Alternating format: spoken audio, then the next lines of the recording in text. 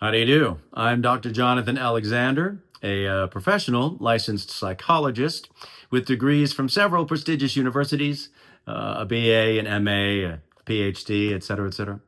I deal mainly in couples counseling and have written a number of books on the subject, among which are Couples in Conflict, Couples in Combat, and a recently published Couples in Hell.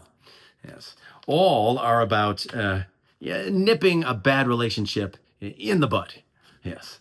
So, what you are watching is obviously a story about two people who are so absolutely wrong for each other, but nevertheless have become involved with each other, and most likely by the end of the play will end up together. You know, a wonderful, neat little story we seem to encounter in movies and plays over and over and over again. Frankly, for my taste, I find these stories to be a bit trite. Yes, but that's not important. No, what is important is that they are really very misleading. Yeah, and does the audience, a great disservice. Ladies and gentlemen, in my professional and knowledgeable opinion, you are watching a train wreck about to happen. I don't care how this play ends. But this is a relationship that won't and can't work. And unfortunately, 2 years down the line, I'm afraid they're going to find that out. And I know what I'm talking about, because I have been down that road several times myself with the wrong partner. That's why I got into this line of work in the first place. So, Phyllis and Bradley are two very troubled people. And if they had any common sense, they would get out of each other's lives as fast as they can. Yes.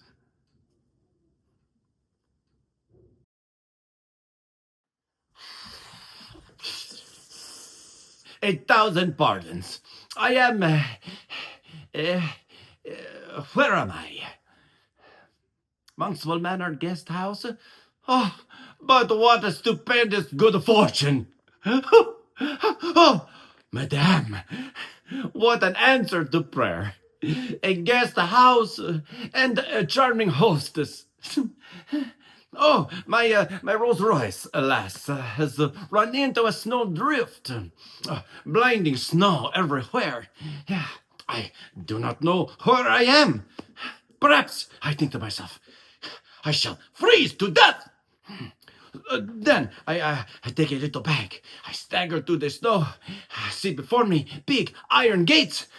A habitation! I am saved! Twice I fall into the snow as I come up your drive. But at last I arrive, and immediately despair turns to joy. You can let me have a room, yes? Well, it's no good shouting at me, young fellow.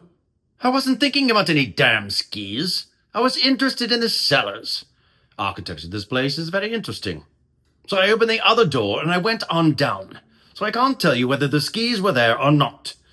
I mean, we ought to be able to find them if we all set to. Not a case of hunt the thimble. Whacking great things, skis. Supposing we all set to,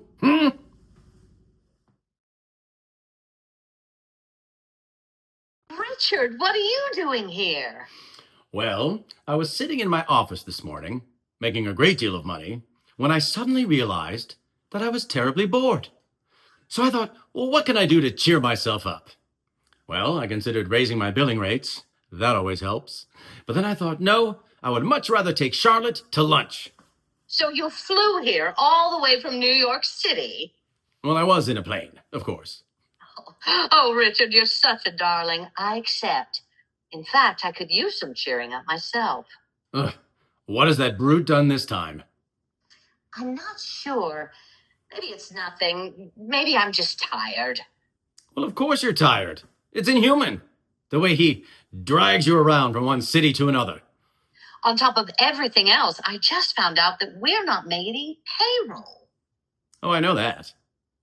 You do? It's quite serious. I've told George for months to start cutting back expenses. Is there anything I can do? Well, you could do a movie. Or, better yet, some television. We could try a different play. Pygmalion always makes money. Charlotte. Hello in there. It's 1953. The road is dead. The only stars still touring around anymore, besides you two, are Cornell and the Luntz. And they have a combined age of 1,462. Well, what am I supposed to do? Well, for starters, you can marry me. I have tons of money and no one to spend it on. Well, except a cat with a thyroid problem. He's getting very large. I had friends over last night. They thought I bought a new sofa. Would you be serious? I'm being serious. I'll have to move out soon. Richard? Charlotte, listen to me. I'm not very good at this. I cannot lie like most men do and say your cheeks remind me of damask. I don't even know what the hell damask is. But I do know you really deserve better than this. Let me pamper you a little bit. We can go on a cruise. Anywhere you want in the entire world. Rochester, Schenectady. Oh, Richard. Oh, you make me so very happy. Good. You deserve it. And frankly, so do I. I'm tired of living alone. What about George? No, I don't want to live with him. Richard! Oh, I do love you so much. You're all I think about anymore. Richard? Charlotte,